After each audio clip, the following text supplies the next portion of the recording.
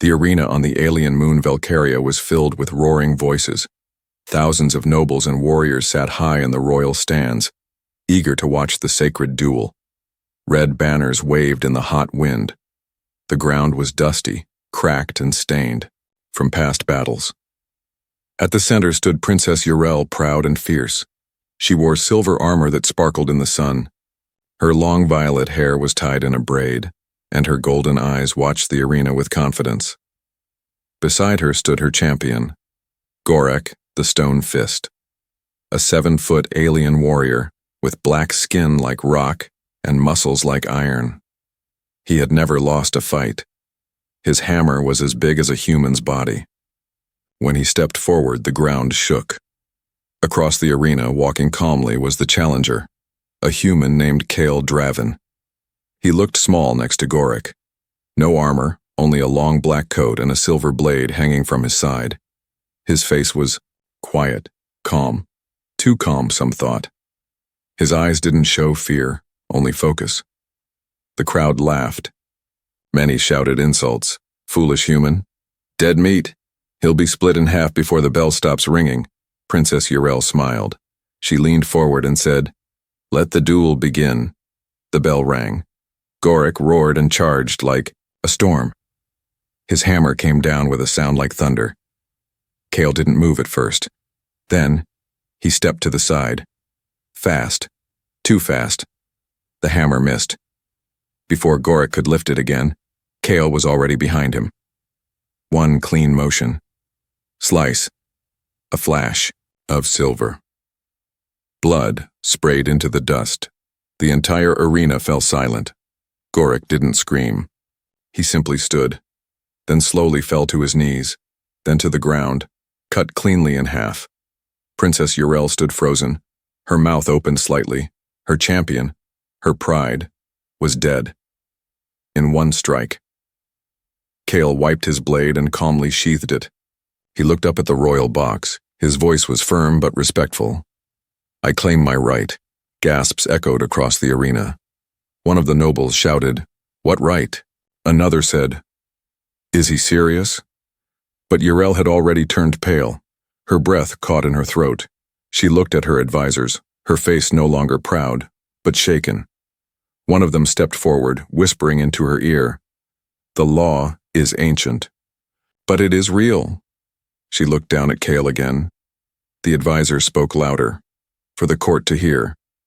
As per Valkyrian tradition, in an open royal duel, if the challenger defeats the royal champion, he may claim, by law, any property of the royal house within the duel ring. Everyone turned to look at Kale and then at Princess Urel, and her maid standing beside her. Kale didn't say a word. He just bowed once. He had not smiled. He had not gloated, but the law had been spoken. Princess Urel stood tall again, trying to hide her rage and fear. You dare to claim me, and my servants, because of this old custom?" Kale looked at her. His voice was calm. "I accepted your champion's challenge. I fought by your rules. The law speaks for itself." Urel clenched her fists. Her maids stood still, eyes wide in disbelief. One of them, young, pale-skinned, with green eyes, whispered, "Is this how we end? As prizes?" The crowd murmured. Some laughed. Some were shocked. Others watched the human with quiet respect. He had done what no alien had done in generations. He had won the duel, not with rage, but with perfect skill. Back in the royal chamber, Urel paced like a caged beast. Her hands trembled, not from fear, but confusion. Who was this human? Why hadn't he demanded anything yet? And why did her people now look at him? Instead of her, far below, Kale sat in his resting quarters. He wasn't celebrating. He was cleaning his blade, waiting, because he knew this fight wasn't over, not by a long shot. The royal tower stood high above the moon's arena, its black stone carved from the bones of old volcanoes. Inside, Princess Urel sat on her throne, gripping the armrest tightly. Her silver armor was still stained with dust. She had not spoken since the duel. Her champion, Gorik the Stonefist was gone, split cleanly, in half by a human no one had believed in. Now that same human, Kale Draven, waited below the tower. He had made no demands. He had not even spoken again. But he didn't need to. The law would speak for him.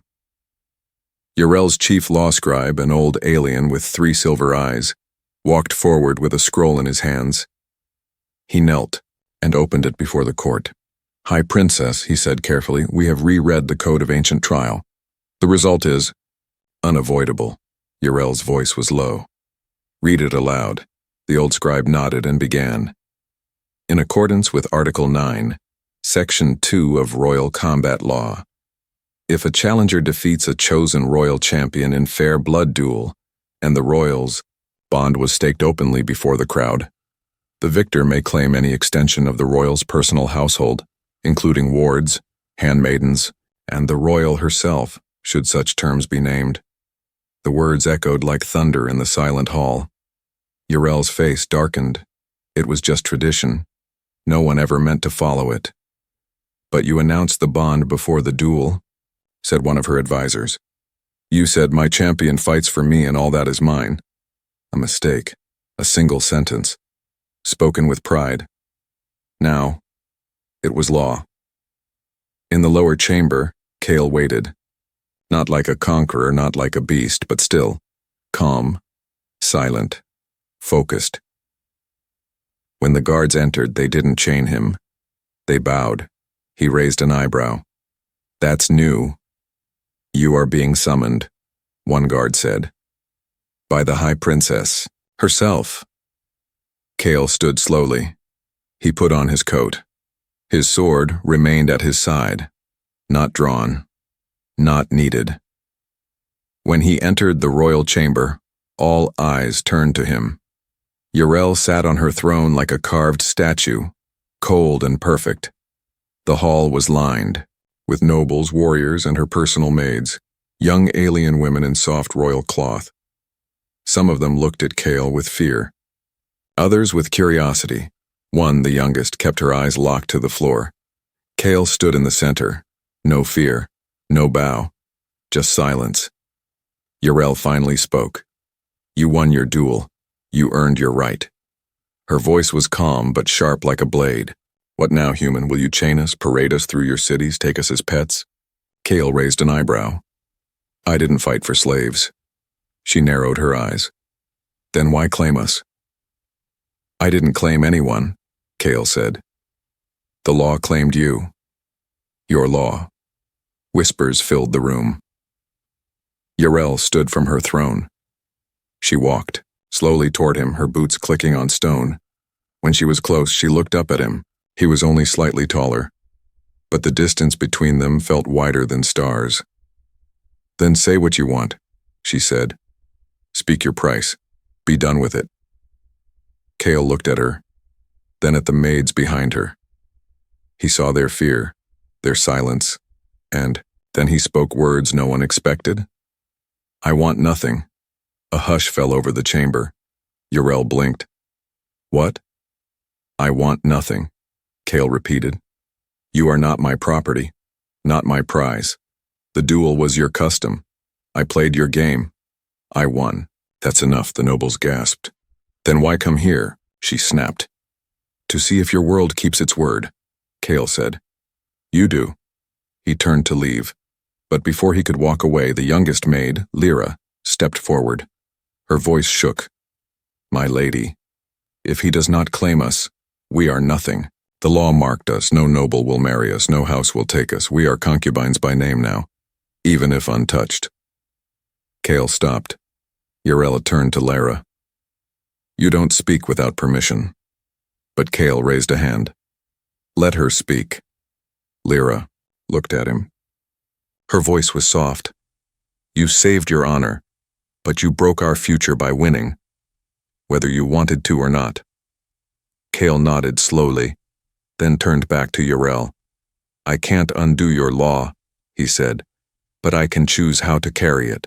He walked back to the center of the chamber.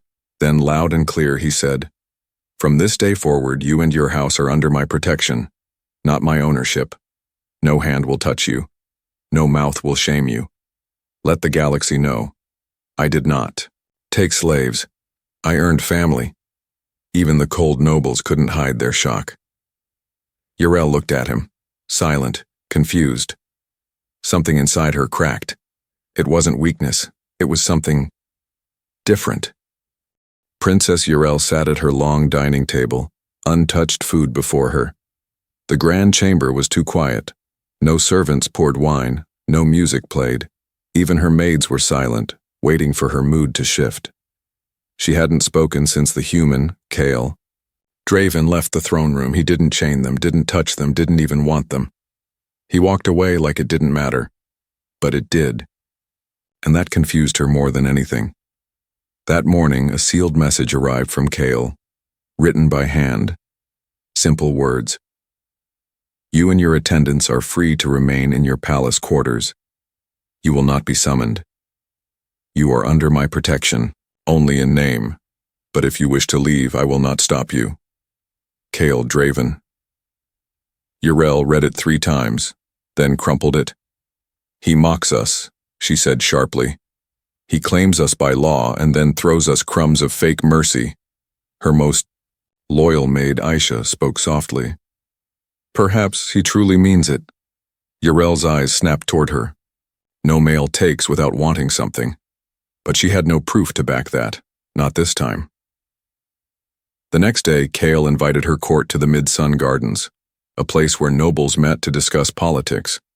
Yrel expected to find him sitting proudly, on one of the royal chairs. Instead, he stood beneath a tree, barefoot, sword laid down beside him. He greeted each alien noble with a bow, not arrogance. He didn't speak of war or glory or what he owned. He asked about their people, their crops, their trade, their weather. Yrel watched from behind a balcony curtain. He doesn't even understand how power works, she muttered. But inside, a small part of her wasn't so sure. That evening, Isha and the other maids returned from their errands. They spoke in excited whispers. Captain Kale carried the old healer's baskets. He visited the orphan towers and gave coin. He helped fix the water lines near the workers' quarters. He talks like a soldier, but listens like a friend. Yrel folded her arms. You're all falling for his little games. But Lyra, the youngest, looked her in the eyes and said something Yrel didn't expect. He earned us, but he's acting like we earned him.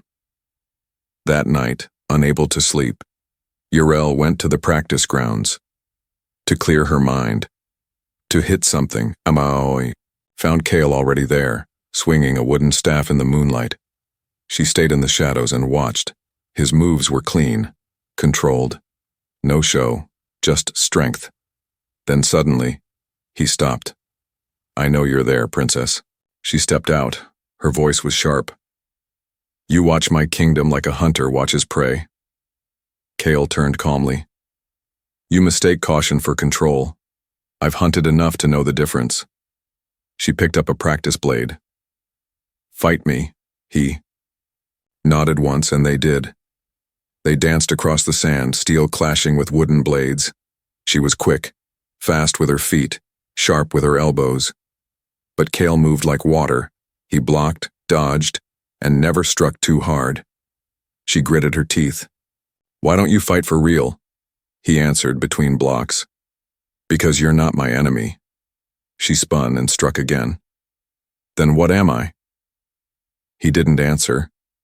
But when she finally slipped and fell, landing hard, he stepped back, offering no hand, giving no pity.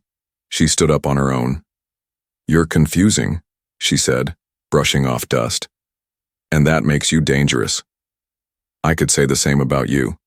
She left without another word, but her thoughts followed her all night, days. Past her maids no longer whispered when they spoke of him.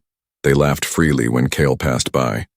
Some even smiled, and Kale always returned their greetings.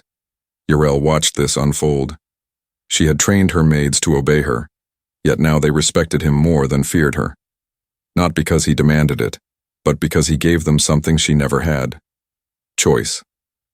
That evening, as stars filled the sky, Yarel returned to her chamber and stared at her reflection. Who is more powerful? She whispered to herself. The one who wins with the sword, or the one who chooses not to use it? The moon hung low, over Valkyria's sky, casting silver shadows on the old stone halls of the royal training grounds. The night was still, but Princess Yarel's heart was burning. She walked barefoot down the torchlit corridor, past statues of her ancestors, conquerors, warlords, queens with blood on their hands. She paused at one of the statues, her great-grandmother, Lady Sovar the Flame-Skinned. The inscription read, "She ruled by sword and none dared challenge her." Yarel clenched her jaw. And yet, here she was, claimed, not by chains, not by humiliation, but by a man who refused to rule her. Cale Draven had spent the past week in the city's common grounds, fixing damaged barracks, helping children learn Earth languages, building alliances with outcast nobles, and he still hadn't demanded anything of her. Not a title, not a kiss, not even her time. But that's what made it worse. Yarel was born to expect force, power, a man's hunger to take, but Cale's restraint was unsettling. It made her wonder, if the problem wasn't him, it was her pride. The next day, Yarel did something she hadn't done in years. She dressed in light training armor, braided her hair, and walked into the palace courtyard where Cale was sparring with a few off-duty guards. He saw her approach. He stopped. So did everyone else. She didn't wait for permission.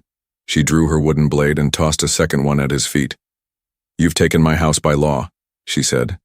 "Now take me in combat if you can." Cale looked at the blade, then at her, then calmly picked it up. They began. It wasn't like before. This time, Yarel came with fire in her heart. Every step was fast, every blow sharp. She circled him like a predator. She wanted to test him, break him, understand him. Cale blocked each strike with clean movements, never too hard, never lazy. But this time, he struck back, a flick of his wrist, and she was pushed off balance. She gritted her teeth and charged again. "Fight me properly," she shouted. "I am," Cale replied. She swung hard, missed, and nearly tripped. "You think you're better than me?" she hissed. "No," he said, "just not angry." That made her pause. She lowered her weapon, breathing hard. "Why are you doing this? All of this?" she asked. "You could have claimed me, owned me. That's what warriors do." Cale's voice was calm. "I'm not here to own anything. I came to win, and I did. What comes after, that's where real strength begins." She stepped back. Her hands shook, not from fear, but from something else. Loss? She didn't know. Cale walked over, offered her a flask of water. She took it, drank, then whispered, "You're different." "That scares me," Cale replied. "That's what all change does." That night, Yarel didn't sleep. Instead, she wandered through the servant gardens. There, under moonlight, she found Lyra, the youngest maid, practicing balance with a wooden staff. "What are you doing?" Yarel asked. Lyra jumped, startled. I'm sorry, Princess, I'm just training. Captain Cale said I could learn if I wanted." "You are a royal maid," Yarel said sharply, but her voice lacked the old venom. Lyra looked at her, nervous. "I know, but he makes me feel like I can be more." Yarel turned away, her heart twisting. That was what Cale had done. He hadn't taken anything. He had given back everything she'd lost. Choice. Freedom. A voice. Even for them. Even for her. The next day, Yarel joined Cale again. Not for a fight, but for a walk. They walked the river path behind the palace. Quiet at first. Then Yarel asked, "What do humans do with those they conquer?" Cale looked up at the stars. "In our stories, some become enemies, some become allies. But the greatest victories are the ones where no one stays conquered." She looked at him. So, what am I to you? Kale stopped walking. He turned to her. You're someone I respect, he said softly. And that means I don't decide what you are. You do. No one had ever said that to her, not even her own father. She looked down at her hands, the same hands that once pushed away kings and burned letters of marriage. But for the first time, she didn't feel like power was slipping from her. It was returning, in a different shape. Later that evening, a message arrived from the northern Lord Halvan, a brute from the high Frostlands. He had heard of Kale's ownership of the princess and challenged his right. He sent a gift to Yrel, a steel collar with her name engraved, to remind her what real power feels like. Yrel's eyes burned as she read the note. But before she could send a reply, Kale had already returned the collar, melted down and reforged as a shield.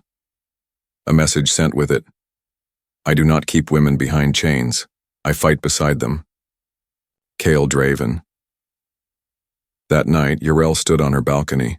Below, she saw her maids laughing with Kale, helping him build something for the outer walls. She didn't feel jealousy anymore. She felt curious, drawn, like maybe she didn't want to fight him anymore. Maybe she wanted to understand him, and maybe, just maybe, that meant understanding herself. She whispered to the stars, he didn't conquer me. He made me want to stand beside him. And that scared her more than any duel ever had. The palace halls were no longer quiet. Whispers flowed like smoke through every corridor. Servants talked. Guards listened. Nobles pretended not to hear. But they all knew. The human walks beside the princess now. She sparred with him 3 times last week and stayed after. She didn't reject him, but she hasn't claimed him either. And worse, maybe she's starting to like him. Princess Yrel walked through the royal gardens with her hands behind her back. Her long braids swung gently with each step. She tried to ignore the stares, but she felt them. She had grown up surrounded by respect, obedience, fear. But now, she walked in a palace that didn't fear Kale Draven. They watched him. They listened to him. They started to trust him. That made her stomach twist. Later that day, inside the council hall, Yrel took her usual seat among the royal advisors. But this time, Kale stood at the edge of the circle by invitation. His presence was strange, almost surreal, in a room built for old bloodlines. Lord Velmir, one of the northern nobles, was the first to speak. This human has been treated like a guest. But by law, he is your bondholder, Highness. The room fell quiet. Another noble, Lady Sirava, added, and the people speak of him with too much warmth. He delivers food to the poor, helps repair walls, even teaches children of the outer ring. This is unusual. Kale remained calm. Helping people is not unusual where I come from. Yrel glanced at him. Just for a second. He didn't speak like a conqueror. He sounded like a man with a mission. After the meeting, Yrel stayed behind. She watched Kale walk the hallway, speaking softly with guards, checking on the engineers fixing the roof tiles. Her court saw his blade that first day, but they had underestimated the other weapon he carried, compassion, and that was harder to resist. That evening, she entered the maiden's quarters unannounced. Her maids all stood surprised. Lyra dropped her brush. Your Highness, relax, Yrel said. I need answers. Truth only. They looked at one another. Then Aisha stepped forward, respectful but honest. You wish to know if we're loyal to him now? Yrel nodded. Aisha continued. We were trained to serve royalty without question. But Captain Kale, he doesn't ask for obedience. He gives us freedom, and that makes us want to stand with him. Lyra added softly. He made me feel seen. You made me feel safe. But he made me feel real. Yrel turned away, silent. Her heart didn't ache with jealousy. It ached with realization. Kale wasn't stealing their loyalty. He was earning it. The next morning, a formal challenge arrived. 3 alien knights, sons of noble houses, stepped, Forward. By Valkyrian custom, one said, "We wish to test the human. Let him prove his strength. If he fails, his right to your bond should be broken." Yrel opened her mouth to speak, but Kale stepped forward first. "I accept." The fight took place on the training fields. Hundreds gathered. The three knights, each tall, armored, proud, stood against Kale. They expected to crush him with speed and numbers. But Kale didn't fight like a brute. He flowed like wind. He used their strength against them. He didn't wound. He didn't kill. He only disarmed. One by one, they fell. By the end, all three lay on the ground, groaning, not bleeding. Kale stood untouched. The crowd didn't cheer. They stood in stunned silence. Then one child clapped, then another, then the rest. Princess Yrel stepped forward slowly. She looked Kale in the eyes. "You never fight to win," she said softly. "You fight to teach." Kale smiled just a little. "Because some victories don't need blood." She looked down, then up again, and for the first time, her voice had no anger in it. "Then teach me." The court stared. She, the proud high princess, had spoken not like a queen to a subject, but like a student to a master. The royal palace had never been so quiet. Princess Yrel stood before her mirror, dressed in formal armor, not for war, but for presentation. Her sharp silver chest plate shone like ice, and her long braid was wrapped in gold thread.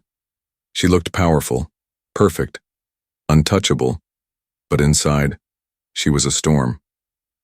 Today, a royal suitor had arrived. Not just any noble, but Lord Tharic of the Ice-Fanged House, one of the wealthiest and most dangerous families in the northern frost systems. He had brought gifts, soldiers, and a sharp smile, and a message. If the princess does not choose a proper Valkyrian mate soon, her bond to the human must be dissolved, by force if needed. In the throne hall, the nobles gathered. Tharic stood proudly in the center. His cloak was made of white beast fur. His sword was bone-carved, and his words, sharp like poison. "The human has embarrassed this court," he said loudly. "He wins our duels, claims our princess, and now dares to teach our people kindness like it's a gift we never had." Some nobles nodded, others stayed silent. Princess Yrel sat on the throne, unmoving. Tharic turned to her. "Choose me, and your name will remain royal.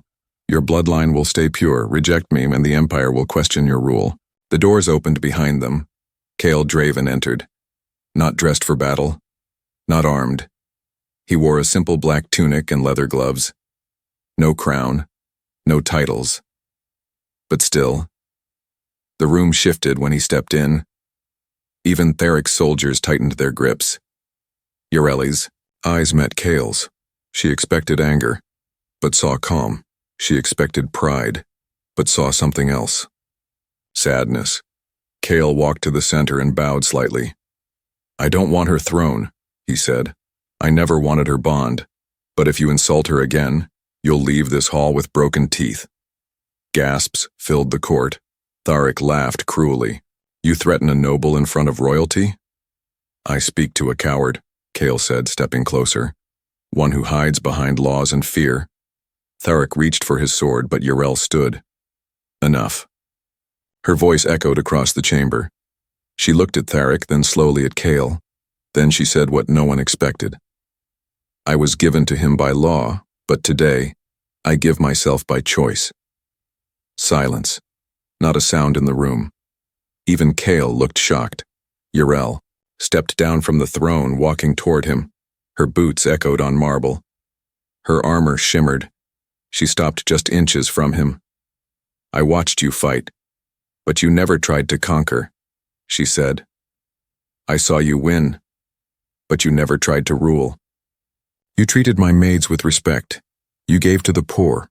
You listened when no one else did." She touched her chest plate, then lifted it over her head. The armor fell to the floor with a heavy sound. "I am not your property," she said. Kale nodded. "I never wanted you to be." "But I want to be beside you," she finished. Gasps turned to murmurs. then to stunned silence. Even Thurik stepped back unsure. She looked at him now.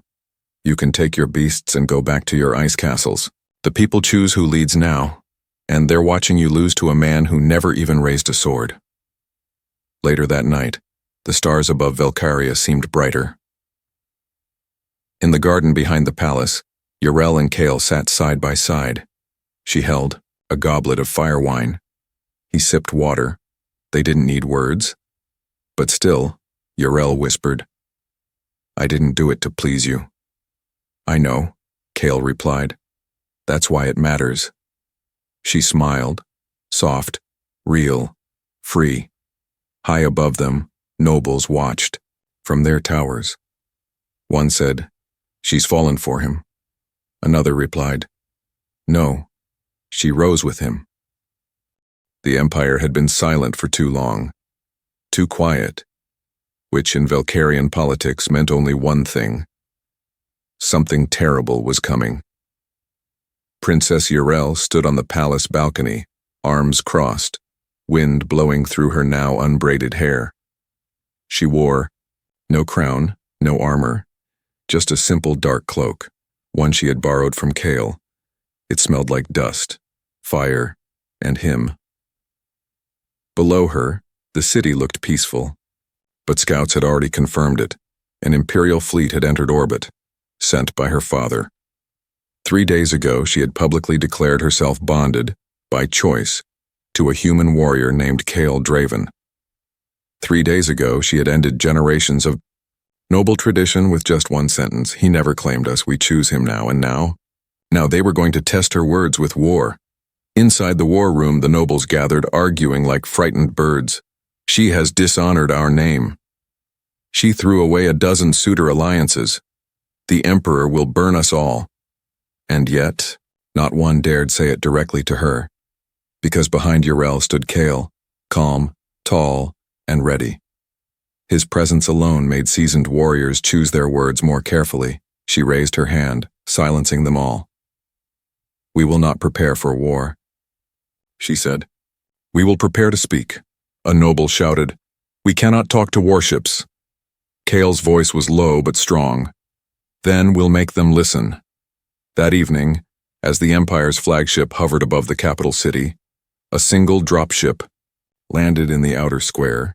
Yrel and Kale walked to meet it together. The guards tried to protest, but she stopped them. If I run now, I was never worthy to rule. The imperial envoy stepped out. Not soldiers, not diplomats, but her father's personal voice speaker, an alien with no eyes and golden rings around its neck. A living recorder of royal will. Its voice echoed unnaturally. You have violated royal blood law. You have bonded yourself to an off-worlder. You have given your name and house to a human. Speak now, or be erased. The crowd gathered behind Yrel and Kale, her maids, her guards, children, even nobles who once doubted her. She stepped forward. I speak now. The voice responded coldly. Speak, then kneel. But Yrel didn't kneel. She raised her chin and said, I was given to a human as a joke, as a punishment, as property, and instead of owning me, he freed me. She turned to Kale. He gave me a sword when I had shame. He gave me silence when I had noise. He gave me dignity when I had law. She looked back at the envoy. So yes, I chose him. Not because he won a duel, but because he taught me what real power looks like. The envoy paused, then replied, Your bond is rejected by the Emperor. Surrender the human, or fall with him. Kale stepped forward now, his voice calm. You sent me your anger.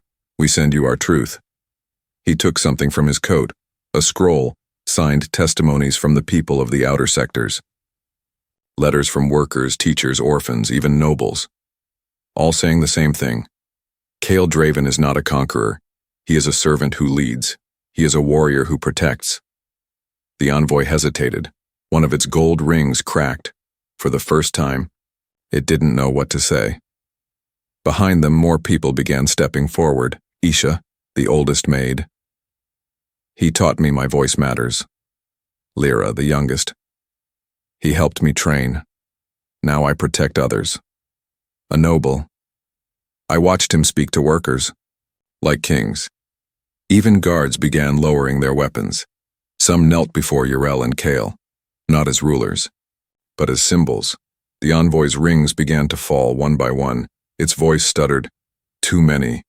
Voices too loud. System. Cannot override. Then it collapsed. Silent. Defeated. Not by violence, but by truth. The fleet above did not fire.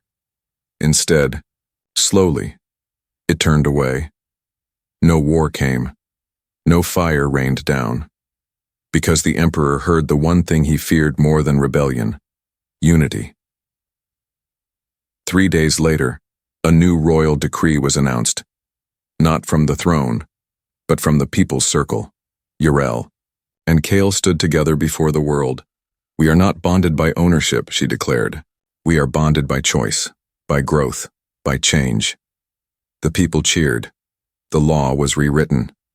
A week later, a celebration was held in the Mid-Sun Gardens. Not a wedding, not a coronation, just a gathering, where maids danced beside guards, where nobles ate beside street merchants, where Princess Yrel held Kale's hand openly, not as a reward, but as an equal. Later, as the stars glowed above them, Yrel sat beside Kale on the palace roof. I never imagined this, she whispered. He smiled. Me neither. She leaned, her head on his shoulder. You know, when I first saw you, I thought you were dangerous. And now? Now I know you're worse than that. Oh? You're different.